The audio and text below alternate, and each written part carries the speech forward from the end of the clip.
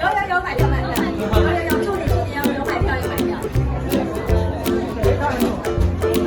还有经验呢。有上来2容易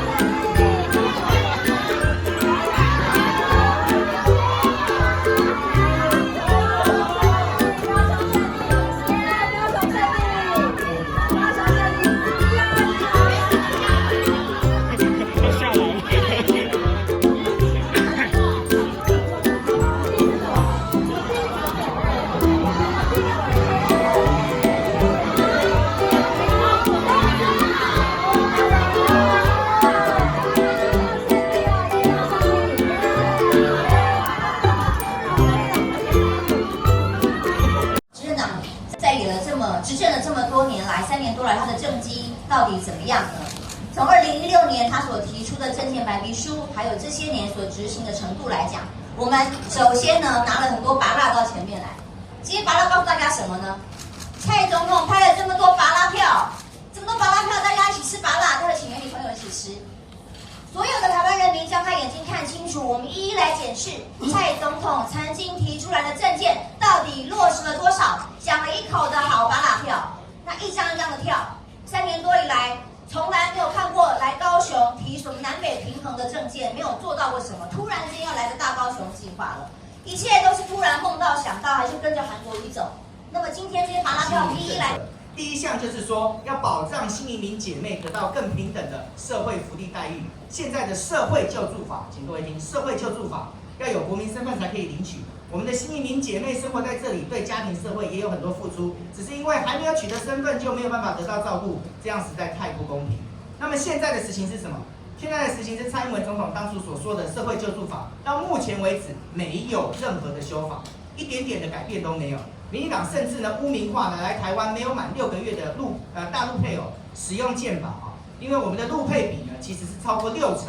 每年新增的又有3成呢是我们的大陆籍。结果民进党立委蔡宜瑜声称大陆的外配差别待遇是刚好而已。各位，我们的内政部政次才在这个一个聚会上面才口口声声的说，请大家要投给蔡英文总统，如果不小心盖错，请把它变成废票。这样的行为呢，就像是一个一天到晚在外头喝醉酒赌输钱的老公啊，或者是男朋友，只有输光钱的时候呢，才回来找你的老婆或者是女朋友要钱啊。平常的时候都不理，只有回来的时候才下跪说对不起。这就是民进党政府现在对待新住民的行为，它就是一个渣男政府，这就是渣男的行为。第10颗拔蜡票，体育经费倍增。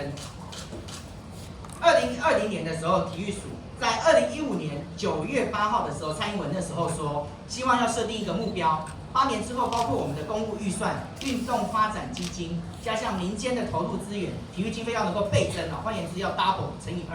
可是2017年8月31号的时候，不但呢做出这样的承诺，而且还加码哦，说不需要8年，4年内就可以完成。可是根据我们的国政顾问团调查的资料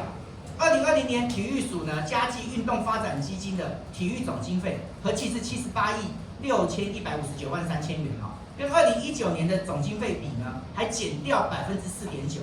那么10月呢，体育署又发布了澄清稿哈，说这个体育的运动经费编列呢是从2012年71亿成长到108年132亿，几乎增加将近1倍。但是事实上呢，这其实是灌水的嫌疑的，因为它加入了经济部的前瞻计划，加入工程款，加入新南向。只要有沾到边的，通通都算进去。但是主政的经费呢，实际上是减少的啊。所以呢，选手呢其实很难受到实质的帮助。与其说选手有受到帮助，不如说是躲在背后的杨慧茹们在办比赛的时候有受到一些帮助，拿来做什么，我们就很难说的。所以统计以上10颗拔蜡，